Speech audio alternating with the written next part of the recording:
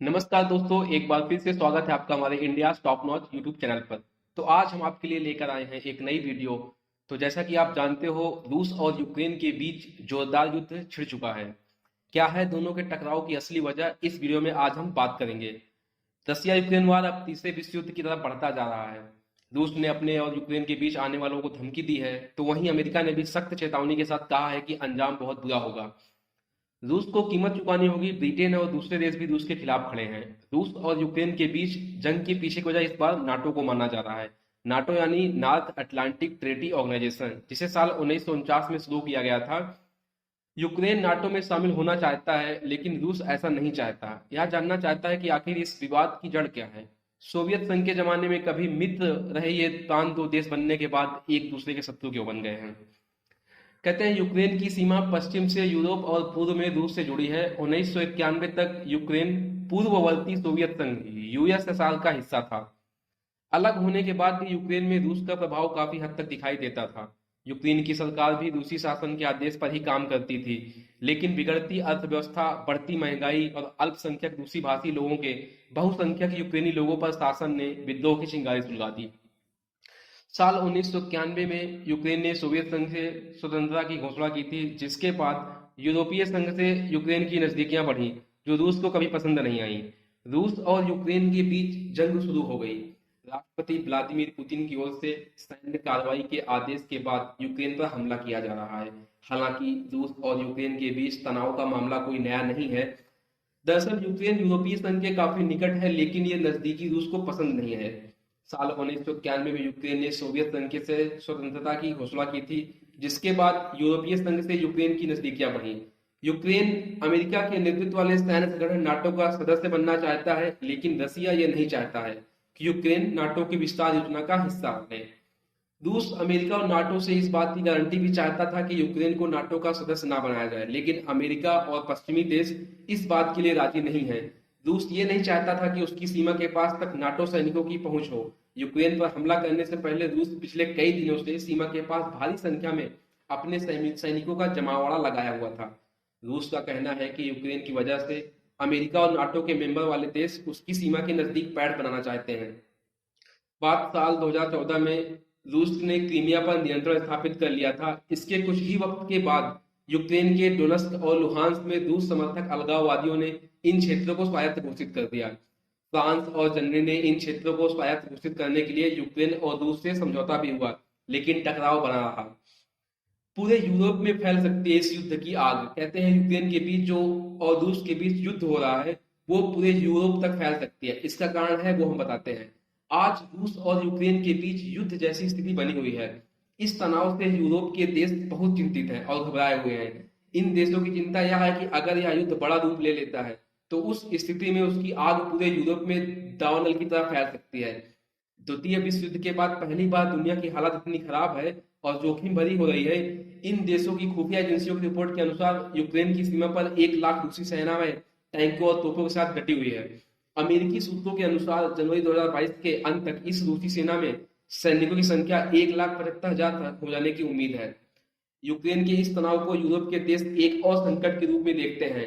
अगर रूस से गैस नहीं आई तो पूरा यूरोप ठंड से जम जाएगा। इसलिए यूरोप के देश रूस पर गैस वार का आरोप लगा रहे हैं, जबकि रूस इसे सिरे से खारिज कर रहा है।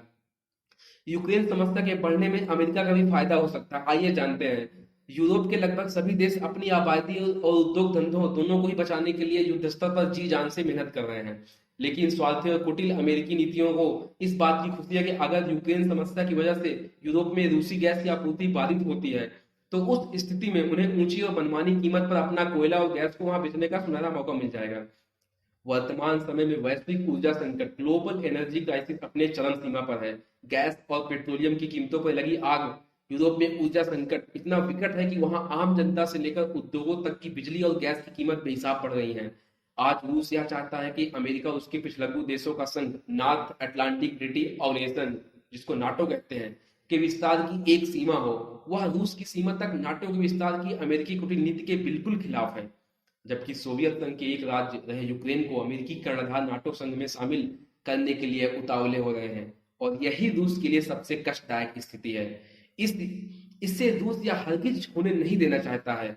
अंतरराष्ट्रीय लब्ध प्रतिष्ठित संस्था international foreign site and analysis firm geopolitical future के संस्थापक जॉर्ज फ्राइडमैन स्पष्ट रूप से बताते हैं कि रूस चाहता है कि रूस और यूरोप की सीमाएं ठीक वैसी हों जैसे शीत युद्ध के समय थी।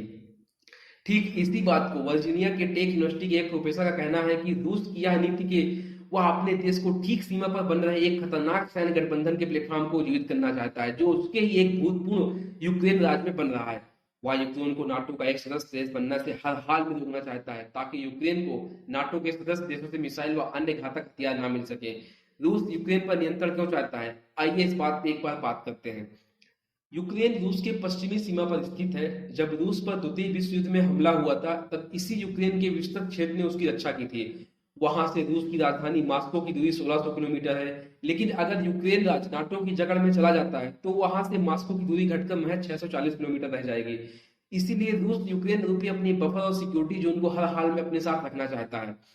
यह भी ऐतिहासिक सच्चाई है कि इसी यूक्रेनी बफर जोन रूप को नेपोलियन बोनापार्ट और एडोल्फ हिटलर के अति विध्वंसक आक्रमणों से बचाया है। रूसी जनता में यह धारणा सर्वत्र व्याप्त है कि उनका देश दुश्मनों के एक महागठबंधन से घिरा हुआ है जो उनके अस्तित्व के लिए अत्यंत चिंता की बात है। यूक्रेन संकट के संदर्भ में रूस की जवाबी कार्रवाई के रूप में क्यूबा और वेनेजुएला में 1962 की तरह अपने सैन्य बलों और मिसाइलों को फिर से लगाकर अपने पड़ोस में नाटो द्वारा उत्पाद मचाने का जोरदार तरीके से जवाब दे सकता है, जिसे अमेरिका कतई नहीं होने देना चाहेगा। लेकिन यह कदम रूस के लिए बिल्कुल न्याय संगत और समयोजित भी नहीं है। रूस यूक्रेन को अमेरिका पाले में जाने से क्यों रोकना चाहता है? रूस के अनुसार बेलारूस, रूस और यूक्रेन तीनों देशों के पूर्वज एक समान थे। रूस यूक्रेन और एक अन्य देश के रूप में मानता है, ना देखता है, अपितु उसके दृष्टिकोण में यूक्रेन एक बहुस्लाविक राष्ट्र होने के नाते उसे अपना दिल मानता है। इसलिए रूस जैसा देश हर हाल में यूक्रेन को अमेरिकी पाले में जाने से रोकने के लिए संकल्प और प्रतिबद्ध है। लेकिन जब यूक्रेन स्वयं को रूस के एक विरोधी देश के रूप में प्रदर्शित और चिन्हित करता है तब रूसी जनता में उसके इस व्यवहार को लेकर भयंकर गुस्सा और निराशा होती है। जैसे एक परिवार में एक भाई के विश्वासघात से दुख स्थिति पैदा हो जाती है। रूस के अनुसार अमेरिका और उसके पिछलग्गू देशों ने उसके एक राज्य यूक्रेन को एक रूस विरोधी मंच बनाकर रख दिया है। इसलिए रूस को इस थोड़े रूपी समस्या का स्थायी हल निकालना बहुत जरूरी हो गया है। रूस के अभिन्न मित्र और समर्थक चीन के अनुसार अमेरिका और उसके समर्थकों की तरफ से संघर्ष शुरू करने की अधिक संभावना है और उस परिस्थिति में रूस को जवाब देना उसकी मजबूरी बन जाएगी। सोवियत संघ के पतन के बाद रूस एक हमलावर देश नहीं, अभी तो अपने स्वयं का रक्षक या डिफेंडर देश बन गया है। परंतु अमेरिका और उसके पिछलग्गू यूरोप और अन्य देश उसे एक हमलावर देश के रूप में छवि बनाकर पेश कर रहे हैं। यह बिल्कुल गलत है। इन पश्चिमी देशों को रूस पर इतना दबाव नहीं डालना चाहिए कि वह रक्षक देश हमले करने पर मजबूर हो जाए। अभी 2 दिन पूर्व 5 फरवरी 2022 को रूसी राष्ट्रपति व्लादिमीर पुतिन और चीनी राष्ट्रपति शी जिनपिंग का एक संयुक्त बयान आया जिसमें इन दोनों देशों ने अमेरिका और उसके दुमछल्ले देशों को स्पष्ट चेतावनी देते हुए कहा कि कुछ ताकतें जो कि दुनिया के एक बहुत ही छोटे से हिस्से का प्रतिनिधित्व करती हैं वे अंतर्राष्ट्रीय समस्याओं को सुलझाने के लिए एक तरफा तरीकों से ताकत की राजनीति की दूसरे देशों के आंतरिक मामलों में दखलंदाजी करती हैं। उनके वैधानिक अधिकारों और हितों को नुकसान पहुंचाने के लिए, उनको भड़काने के लिए टकराव का समर्थन कर रही हैं। जहां तक यूक्रेन का सवाल है तो कभी सोवियत संघ का हिस्सा होने की वजह से यूक्रेन के रूस के साथ गहरे सांस्कृतिक, आर्थिक और राजनीतिक संबंध हैं। यूक्रेन में करीब 80 लाख रूसी मूल के लोग रहते हैं और यूक्रेन का नाटो और अमेरिका के प्रति झुकाव रूस को बर्दाश्त नहीं है। यही वजह है कि यूक्रेन में हमला कर पुतिन ने एक बार फिर साबित कर दिया कि उसकी नीतियों में कोई बदलाव नहीं हुआ है। नाटो ने कहा है कि रूस को जवाब देने के लिए 120 फाइटर जेट 100 वार्षिक तैयार है। अमेरिका ने भी बड़े कदम उठाने का संकेत दिया है, लेकिन अभी तक सीधे तौर पर कोई सैन्य मदद नहीं दी गई है। अमेरिका ने पोलैंड और रोमानिया में 3000 सैनिक भेजे हैं। इसके साथ ही 8500 सैनिकों को अलर्ट पर रखा है। अमेरिका ने 20 करोड़ डॉलर के हथियार भेजे हैं। ब्रिटेन ने यूक्रेन को 2000 कम दूरी के एंटी टैंक मिसाइल दिए हैं। ब्रिटेन ने 350 और सैनिकों को पोलैंड भेजा है और एस्टोनिया ने 900 अतिरिक्त सैनिकों को भेजकर अपनी सैन्य क्षमता दोगुनी कर दी है। तो दोस्तों, आशा करते हैं कि आपको सब कुछ समझ आ चुका होगा। दोनों के टकराव की वजह क्या है। उम्मीद करते हैं कि भविष्य में ऐसे युद्ध ना हो, क्योंकि सब जानते हैं वर्ल्ड वार फर्स्ट और वर्ल्ड वार सेकंड के उस महान जनधन की हानि के बारे में।